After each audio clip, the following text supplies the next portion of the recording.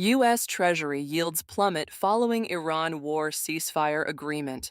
By Hugh Leask, U.S. Treasury yields were sharply down early Wednesday following the announcement of a 2-week ceasefire in the Middle East conflict. Yields on the 10-year U.S. Treasury note, the benchmark for government borrowing, plummeted more than 9 basis points to 4.2399%. Shorter and longer dated yields were also scythed as investors piled into U.S. bonds. The yield on the 2-year Treasury note, which more closely follows short-term Federal Reserve rate moves, were down 10 basis points at 3.7235% by 3 a.m. Eastern Time.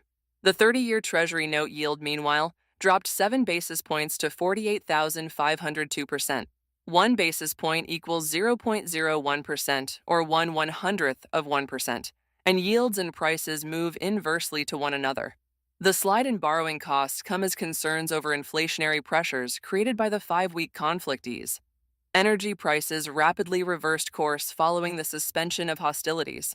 Under the terms of the agreement, President Donald Trump has agreed to halt attacks on Iranian infrastructure, while Tehran will allow the safe passage of ships through the critical Strait of Hormuz waterway via coordination with Iran's armed forces. Foreign Minister Abbas Araghchi said in a statement, Brent crude, the global benchmark, fell below $100 a barrel in early deal-making, reaching $94.49, a 13.5% slide. U.S. West Texas Intermediate dropped almost 15% to $96.20 a barrel. The Federal Open Market Committee's March meeting minutes will be released later on Wednesday, as investors recalibrate bets on further Fed interest cuts, with markets also closely watching the Mortgage Bankers Association's latest 30-year fixed rate, a key barometer of U.S. housing affordability, due out later. Core monthly and yearly inflation data for March is due out Friday.